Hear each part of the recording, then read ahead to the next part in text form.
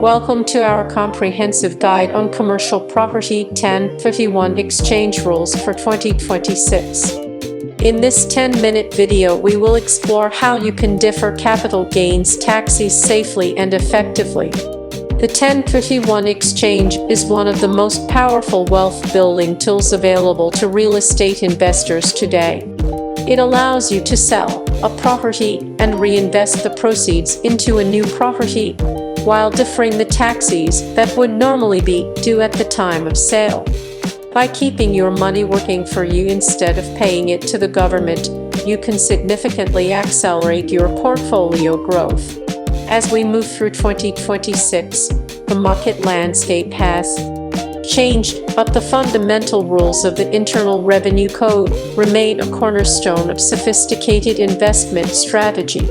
To begin, we must understand the core definition of a 1031 exchange. Named after Section 1031 of the Internal Revenue Code, this provision allows for the exchange of like-kind property held for productive use in a trade or business or for investment. The most important phrase here is like-kind. In the world of real estate, like-kind is a very broad term. It does not mean you have to trade a warehouse for a warehouse or an office building for an office building. In 2026, you can exchange a residential apartment complex for a retail shopping center or even raw land for an industrial facility. As long as both properties are located within the United States and are held for investment purposes, they will generally qualify as like-kind. Now let us discuss the timeline, because this is where most investors run into trouble. The Internal Revenue Service is extremely strict about deadlines. There are two critical periods you must remember. The first is the 45-day identification period. This clock starts ticking the moment you close on the sale of your relinquished property. You have exactly 45 days to identify potential replacement properties in writing. If you miss this deadline by even 1 minute, your exchange will fail and you will owe taxes on your capital gains. The second deadline is the 108-day completion period. You must close on the purchase of your replacement property within 108 days of the sale of your original property. These two periods run concurrently, meaning the 108 days starts at the same time as the 45 days.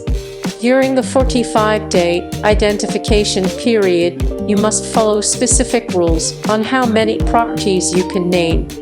The most common is the free property rule, which allows you to identify up to 3 properties of any value.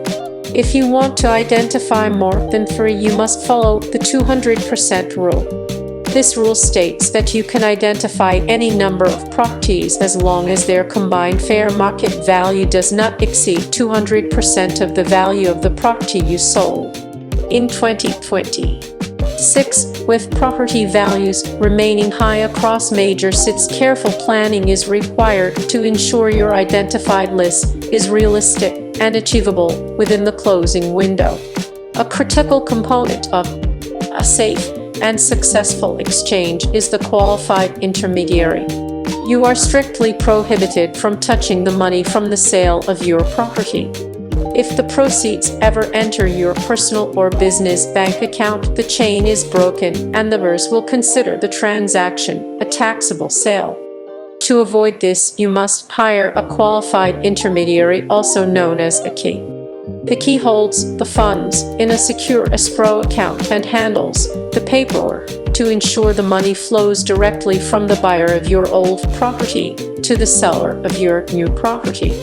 In 2026, choosing a reputable and bonded key is more important than ever to protect your capital from fraud or institutional failure. Let us talk about the concept of BIT.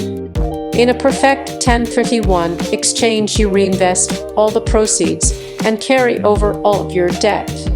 However, if there is any cash left over or if you decrease your total mortgage amount, the difference is referred to as BIT. This BIT is taxable at the standard capital gains rates. For example, if You sell a property for $1 million but only buy a new one for $900,000. The remaining $100,000 is considered cash goods and will be taxed.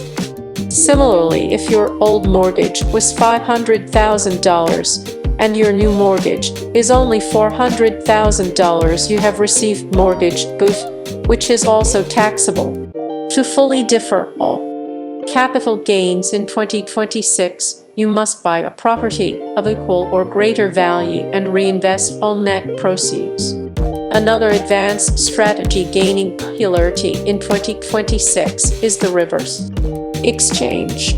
This occurs when you find the perfect replacement property before you have sold your original property. This is a more complex and expensive process because the qualified intermediary must take title to one of the properties through an exchange accommodation title holder. The same 108-day rule applies, but the process is essentially flipped.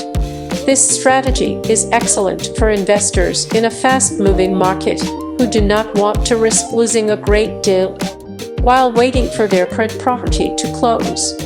For those who want to exit active management but still want to defer taxes, the Delaware Statutory Trust is an excellent option. UDS allows you to invest your exchange proceeds into a fractional interest of a large institutional-grade property.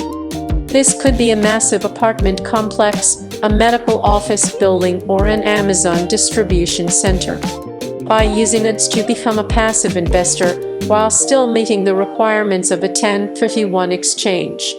This is a common strategy in 2026 for retiring investors who want to trade their active management headaches for steady monthly distributions without a massive tax bill. As we look at the regulatory environment in 2026, THRS has increased its focus on the intent of the investor.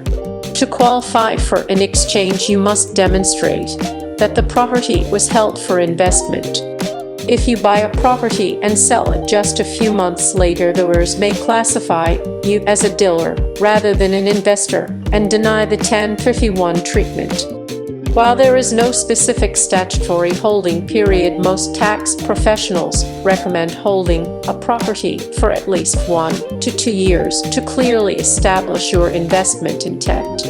In 2026, ensure your documentation, including lease agreements and financial records, is meticulously organized to prove the property was used for productive business or investment. There are also specific rules regarding related party exchanges.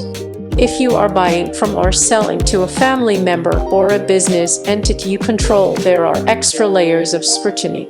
Generally, both parties must hold their respective properties for at least 2 years after the exchange for it to remain valid. If either party sells their property within those 2 years, the deferred taxes for both parties become due immediately. In the